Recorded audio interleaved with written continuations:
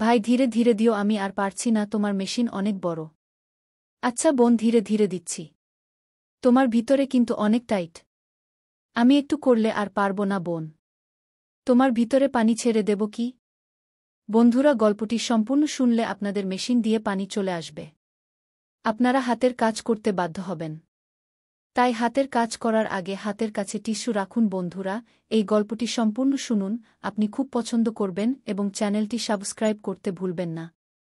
যখন বাবা দ্বিতীয় বিয়ে করে ফিরে এলেন, তখন আমার ভেতরে না কোনো আনন্দ ছিল, না দুঃখ।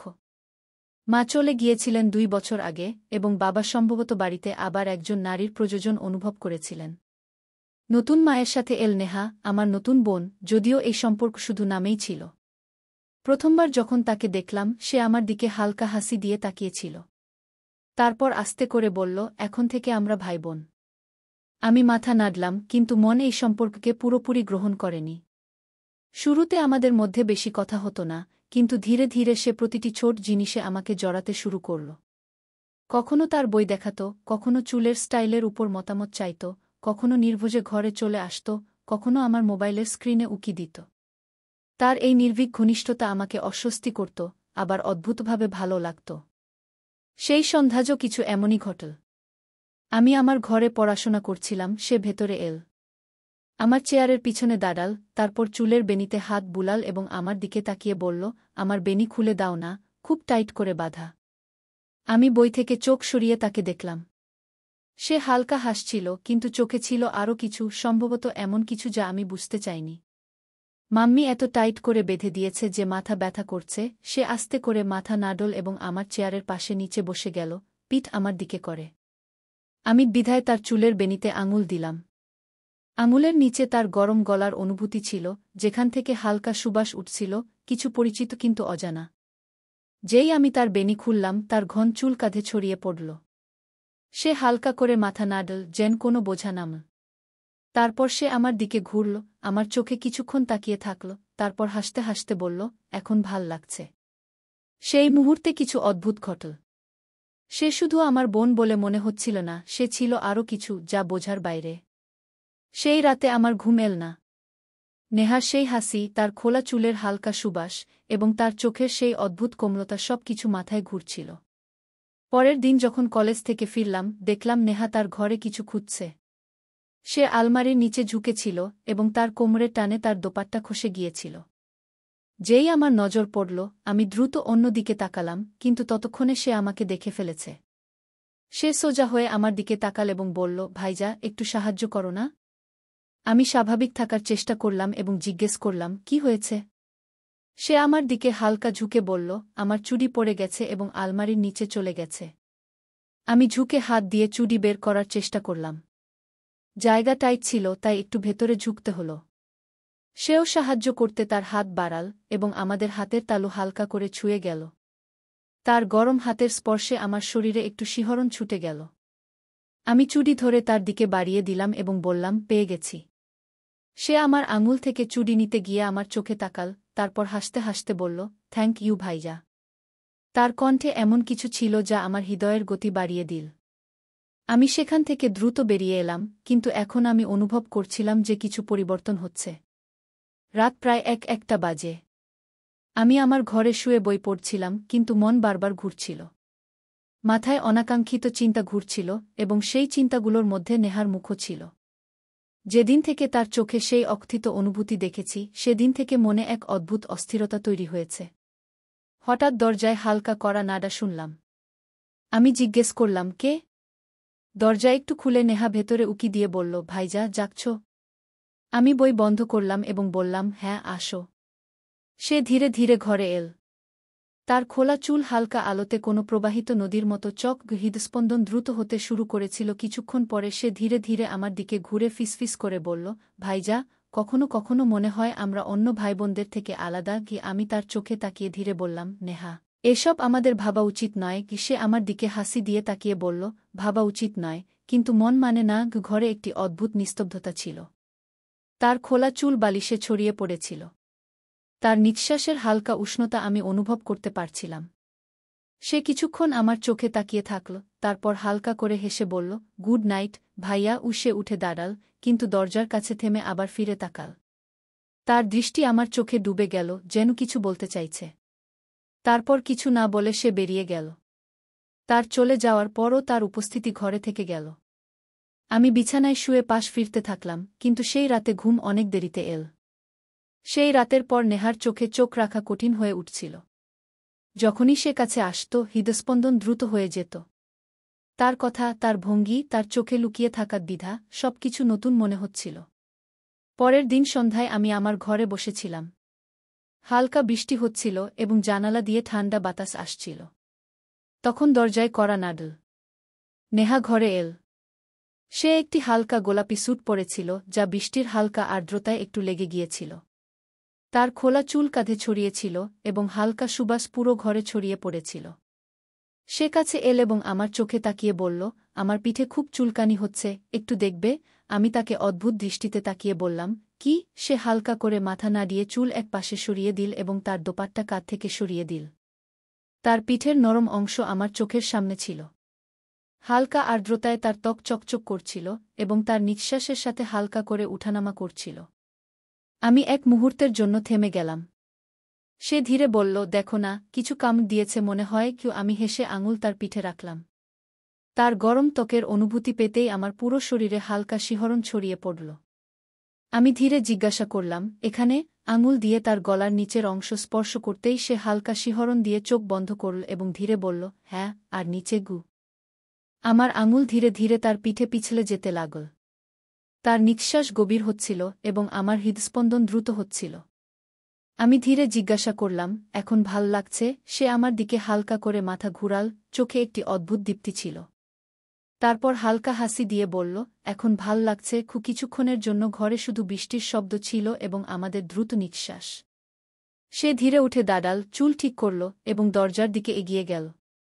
কিন্তু যাওয়ার আগে এক মুহূর্তের জন্য থেমে হালকা হাসি দিয়ে আমার দিকে তাকাল এবং ধীরে বলল, আগামীকাল আবার তোমার প্রয়োজন হতে পারে। সে চলে যেতেই আমি গভীর শ্বাস নিলাম।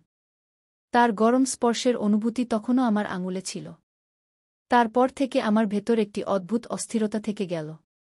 নেহার এভাবে কাছে আসা, তার গরম নিঃশ্বাসের হালকা স্পর্শ এবং তার পিঠে আমার হাতের থেমে যাওয়া, সবকিছু মাথায় ঘুরতে থাকল। পরের দিন দুপুরে আমি আমার ঘরে বসেছিলাম। হালকা রোদ জানালা দিয়ে আসছিল এবং আমি বই খুলে বসেছিলাম, কিন্তু পাতা চোখ আটকাচ্ছিল না। তখন দরজায় আবার সেই হালকা কড়া নাড়া। আমি বই বন্ধ করে বললাম, আসো। দরজা খুলে নেহা ভেতরে এল। তার হাতে একটি তোয়ালে ছিল এবং চুল হালকা ভেজা ছিল। সম্ভবত সে তখনই গোসল করেছিল। তার ভেজা চুল থেকে পানির ছোট ছোট ফোঁটা তার গলায় জমেছিল এবং তার ত্বক হালকা গোলাপি দেখাচ্ছিল। সে কাছে এল, তোয়ালে আমার হাতে দিয়ে হালকা হাসি দিয়ে বলল, চুল মুছে দেবে? আমি এক মুহূর্তের জন্য তার চোখে তাকালাম। সেখানে এমন কিছু ছিল যা আমার ভেতরে প্রবেশ করছিল। আমি ধীরে তোয়ালে নিলাম এবং তার পিছনে দাঁড়ালাম। তার চুল হালকা করে তোয়ালে সে দরজার দিকে এগিয়ে গেল। আমি গভীর শ্বাস নিলাম, তার স্পর্শ এখনও আমার আঙুলে লেগে আছে। সেই সন্ধ্যার পর থেকে নেহার সাথে আমার সম্পর্ক আরও গভীর হতে শুরু করেছিল।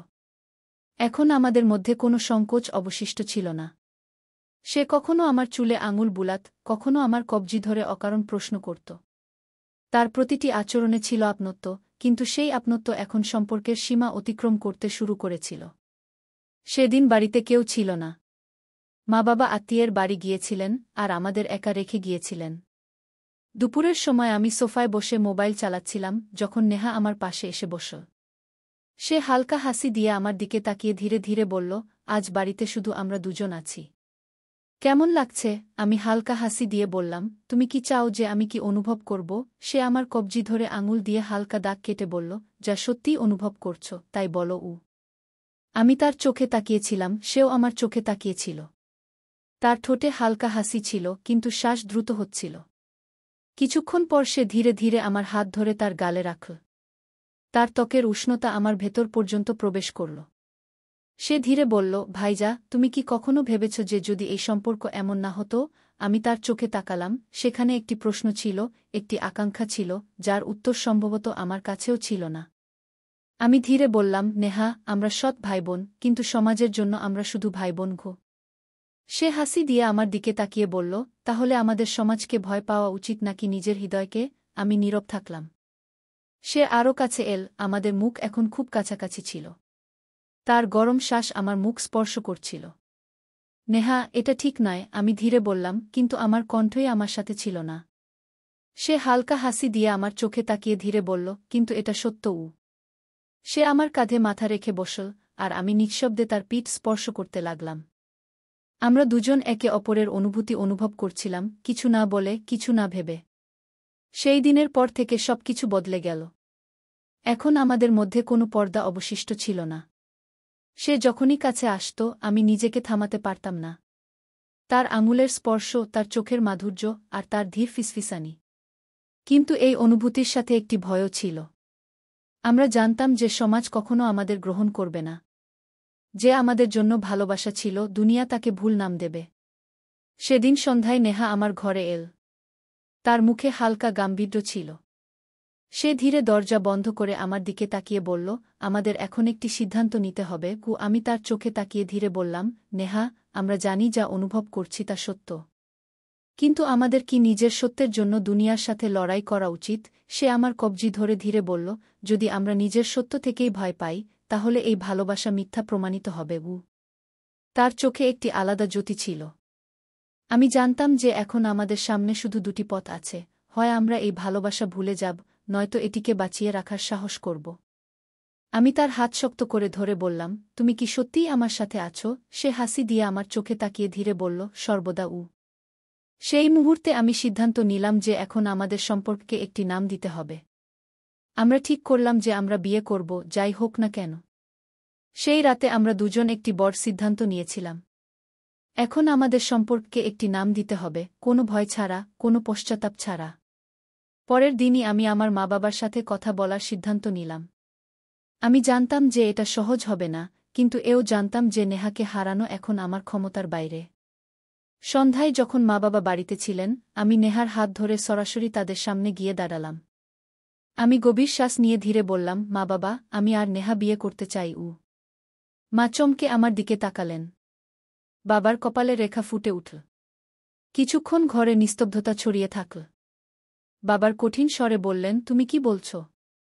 তোমরা দুজন ভাইবোন কি? নেহা ধীরে আমার কবজি ধরে হালকা কণ্ঠে বলল, না বাবা, আমরা শুধু নামে ভাইবোন। আমাদের রক্তের কোনো সম্পর্ক নেই, কিন্তু হৃদয়ের একটি গভীর সম্পর্ক আছে। আর আমরা এটিকে একটি নাম দিতে চাই। মার চোখে জল এসে গেল, কিন্তু তিনি নীরব থাকলেন। বাবা কিছুক্ষণ চিন্তা করে গভীর শ্বাস নিয়ে বললেন, যদি তোমরা দুজন সত্যি একে অপর ছাড়া থাকতে না পারো, তাহলে আমি তোমাদের থামাব না। মা নিঃশব্দে আমার মাথায় হাত বুলিয়ে বললেন, আমাদের দোয়া সর্বদা তোমাদের সাথে থাকবে। সেই দিন মনে হচ্ছিল যেন পুরো দুনিয়া আমাদের গ্রহণ করে নিয়েছে। নেহা আমার দিকে তাকাল, তার চোখে ছিল আনন্দের অশ্রু। 6 মাসের মধ্যে আমরা বিয়ে করলাম। আমাদের ভালোবাসা এখন কোনো নামের মহতাজ ছিল না। আমরা আমাদের এক নতুন পৃথিবী তৈরি করেছিলাম, যেখানে কোনো বাধা ছিল না, শুধু আমি ছিলাম আর আমার নেহা, চিরকালের জন্য।